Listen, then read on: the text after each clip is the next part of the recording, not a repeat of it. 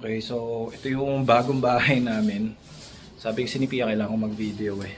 Pagod na ako, nag-shovel pa ako, Diyos ko. So papakita ko yung bagong bahay. Actually yung dumi pa niya, pero hindi ko na video nung before. Kasi sobrang busy, sabi ko gusto ko lang kumilos ng kumilos para matapos na lahat. Pero papakita ko itong ano namin, itong bahay, ito yung tour. So, ito yung living room. I don't know if you can see well. Ito, wide angle. Ito yung mga carpet, oh. Yan, ayun yung tinanggal ko kanina. Ito, itong carpet na to, itong malaki na yan. Dito yan. Sobrang likabok, oh. Kita nyo, mayroong discoloration. Yun yung natatakpan ng carpet. Ito naman, itong mga carpets na to, ito yung nasa hallway. See, may discoloration din, oh. Ayan, ang dumi niya. Actually, sobrang alikabok niya. So, naitanggal ko na lahat yan. So, ayan yung kitchen. Ito naman yung ito, closet lang to. Closet. Yung banyo. Actually, maliit lang yung banyo eh. One bathroom lang ang ano namin, bahay. So, ayan.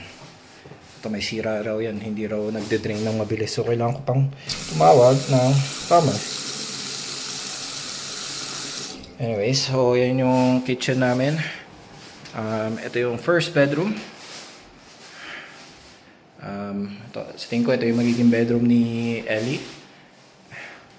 Yan. And then, itong pink.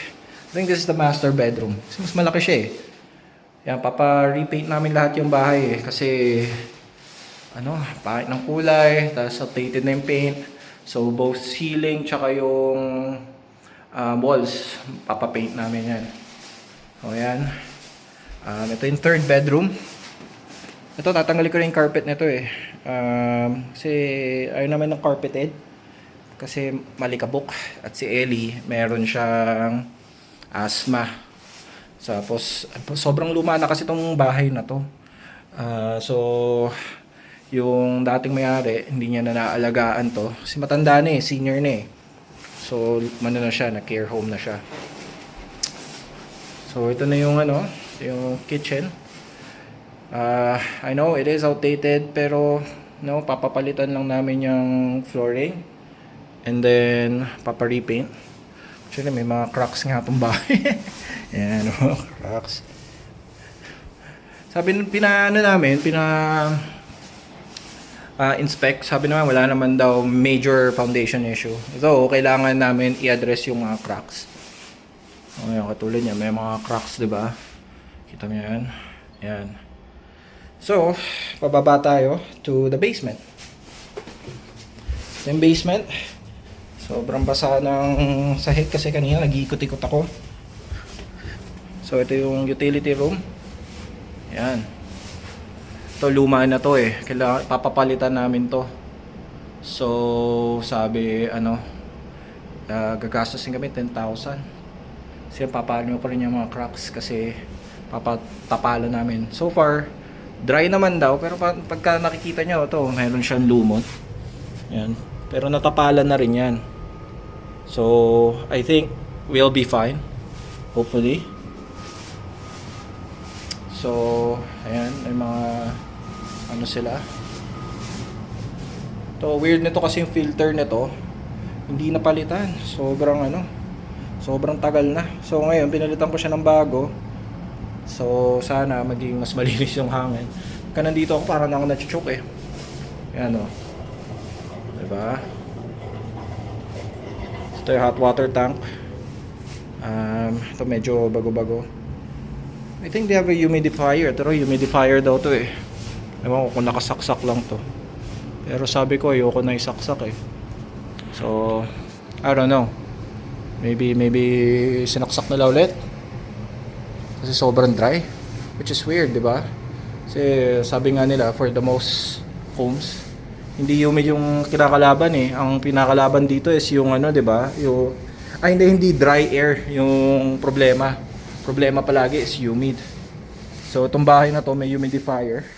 I mean, we can probably use it kasi meron yung asthma si Ellie eh.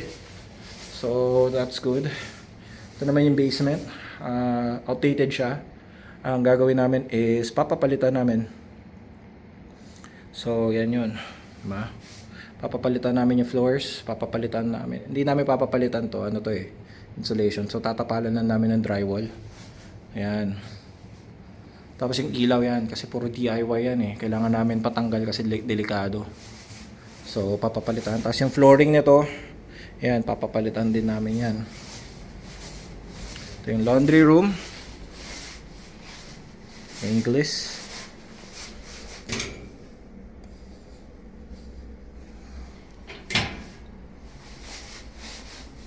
Yan. Ito problema, may ice na nakatapal dito eh. So, meron dito, may mga yelo kasi nag-snowstorm eh. Kailangan ko pa ayusin yan. Anyways, ito dapat gagawa sila dito ng ano yata eh. Ang plano nila before is gagawa sila ng tubigan. Pero for some reason, hindi natuloy. So, maganda sana kung maglalagay kami ng inidoro eh. Diba? Ayan, meron pang yata yung lumang windows eh. So, pinalitan na rin kasi lahat ng windows nila. Triple pane dun sa taas. So, that's good. And then, ito yung extra bedroom. Actually, hindi siya ano eh, legal bedroom dahil kasi maliit daw yung window.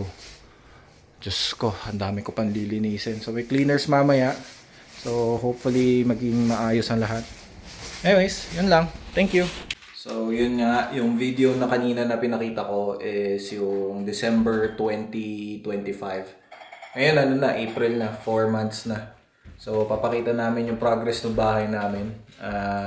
Marami nang na-update. So, sana mapansin niyo yung mga pinagagagawa namin. Ito na yung, yung bagong bahay. So, ito yung living room. So, yan na yung itsura niya. Uy, nakatrack yung Uy, cancel natin. Shoot. So, updated na namin yung paint. Iba na yung kulay. Pinapinturahan namin yung taas, tsaka yung mga pader. Yan yung itsura ng pader.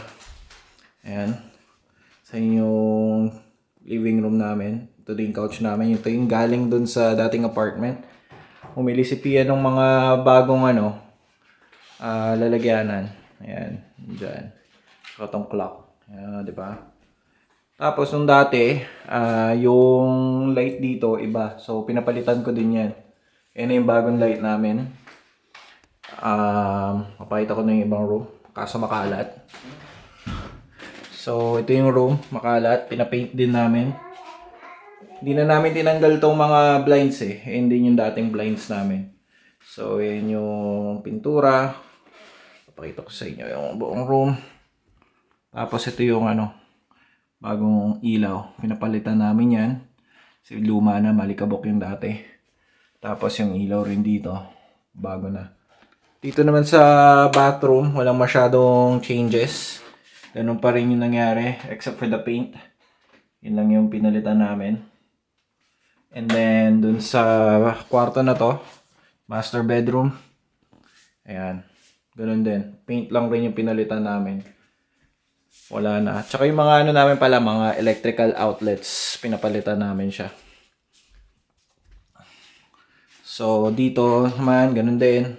Paint lang rin yung pinapalitan namin to sa room na to. Dito ko nilagay yung computer ko. Makalat. Ayan. Sa mga light switches. Ito rin yung mga pinalit. And then, pinalitan namin yung thermostat. Pininstalan ko ng ganito. And naglagay kami ng fire alarm sa baba at sa taas. Magka-connect siya. So, kung mag-alarm dun sa baba, mag-a-alarm din yan. Ayan, si Pia. Pinapalitan namin yung ilaw dito. Ayan, kita nyo. Iba na yung ilaw. Dati ceiling fan yan. Ayan, ilaw na. And then, yung bahay, yung flooring ng kitchen, pina-update namin. Ganun din pala dun sa banyo. Nakalimutan ko, ganun yung flooring. Pareho dito sa my kitchen. So, dito, ito lang rin yung pinalitan namin. Yung ilaw dito. And, naglagay ng mga ganyan. Kami lang naglagay niyan. Anyways, dito sa baba, ito yung pinakamaraming ginawa. So ito rin, pinalitan namin yung ilaw dito. Tapos dito nakita nyo yung flooring ng lahat ng ng hagdanan. Yan, pinapalitan namin. So makikita nyo dito sa basement, ang ginawa namin is marami kaming ginawa dito. So una sa lahat, nakita nyo yung flooring. Dati parang tile siya. Pinalagyan namin siya ng carpet tile. So dapat ang plano namin, LVP. So sa mga hindi nakakalam ko ng LVP, ang LVP is this. Para siyang tile. Pero the reason kung bakit hindi namin siya ginawang ganun, kasi pinalagyan namin siya ng backwater valve. So yung backwater valve, dito nakalagay yun. Yan. Dito. Nakatakip ng carpet. Yan. So yung backwater valve is just in case lang na bumaha. So ang nangyayari kasi dito is usually, parap ko lang yung camera, no? So nangyayari kasi pagka bumabaha, halimbawa nag-uulan, lahat ng tubig sa ulan napupunta dun sa sewer. So pagka sobrang na-overwhelm yung sewer, anong nangyayari, since may basement dito, nagba-back up yung tubig, so bumabalik. So para hindi bumalik yung tubig, nag-install kami ng sewer backup valve. So kung halimbawa mapuno yung yung sewer system, at least nabablock nung backup valve at hindi bumalik yung tubig tayo doon sa bahay namin. So i-add ko lang kung bakit namin in-install yung carpet tile kasi hindi ko na-explain doon sa video. So nangyari, nung in-install namin yung sewer backup valve, naging hindi pantay yung namin, yung floor. So sabi sa akin nung nagpo-floor, pwede naman namin installan nung LVP. Kaso dahil hindi pantay, kailangan nilang gawin ng self-leveler. So pagka pina-self-level namin yun, aabutin kami ng 7,000. So yung self-leveler kasi parang sila ng semento, tapos papantayin nila yung buong room. Para madaling i-install yung LVP. So, hindi na namin ginawa yun kasi nga mahal. Yun lang. Thank you. Anyways, tutuloy ko yung tour. So, yan. Pinapalitan ko yung ilaw. Pinapaint ko yung ceiling. Kita nyo yan? So, yan. Palitan yung ceiling. Pinalagay ko yung ilaw na yan. Pati yung kabilang ilaw na yun. Yan. At saka yun. So, yung ceiling. Tsaka yun. Yung mga ilaw. At pinapapalitan rin namin pala yung yung walls. So naglagay kami ng insulation diyan, tinanggal namin yung old school na insulation. So pinalagyan namin ng drywall. So sana hindi bumaha kasi pagka bumaha papatanggal namin 'yan. So on top of that, ito nga pinalagyan namin ng floor dito, LVP. At pinaka-importante is naglagay kami ng sump pump. So yung sump pump dito sa Canada, kailangan siya kasi may basement. So nangyayari kasi pagka umuulan, pupunta sa foundation mo yung ulan, tubig ulan. So para hindi masira yung foundation mo at hindi mag-crack, may sump pump ka. So ang ginagawa niya is tinatanggal yun yung tubig na pupunta dun sa foundation, palabas dun sa bahay. So yun yung tubo. Diba? So yun yung pinapalitan namin. Dati meron ditong DIY na lababo. Pinatanggal na namin yun. Yun lang naman yung pinayos. Oh, yun pala. Pininject ko yung mga cracks. Kasi may mga cracks dyan eh. So, tinanggal yan. Pati yan. So, yun nga. So, next room. Ang next room is this. So, dito lahat ng mga gamit namin. Actually, tagal na namin dito pero hindi lahat talaga kaming time para maglinis. So, lahat ng mga kalat namin, sabi ni Pia, daw siya eh.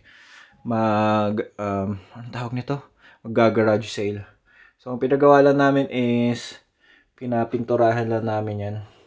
Nakikita niyo doon sa taas, yan, wala na yung mga, ang tawag nito, yung mga ceiling, open ceiling. Kasi nung yung electrician, tinanggal niya yan. Tapos for some reason, natapon yata namin. Nung naglilinis kami. So, hindi na namin makita. Fortunately. Ito yung pinakita ko dun sa nakaraang video. Nga pala, pinapalitan namin yung electrical panel kasi yung dati is 70 amp. So, pinapalitan namin siya ng 70 amp electrical panel. And then, ito, pinalagyan namin ng ano rin yung crack. Actually, ito hindi naman issue. Kaso ang issue ito yung sa gilid. May tubig na lumalabas daw. May tubig na lumalabas eh. Kaso konti lang naman. Baka next time na namin paayos. Pero ito yung pinaka-importante. Yung bakal na yan. Yung bakal na yan is to prevent na gumalaw yung foundation. Kasi nag-crack na siya before eh. So, para hindi raw siya mag-progress lalo, pinalagyan namin ng bakal. Mahal din ang ginastos namin dito, Diyos ko. So, ito na yung itsura nung ano namin. Side na to. Yan. Rin namin. Dami namin pinaayos na cracks.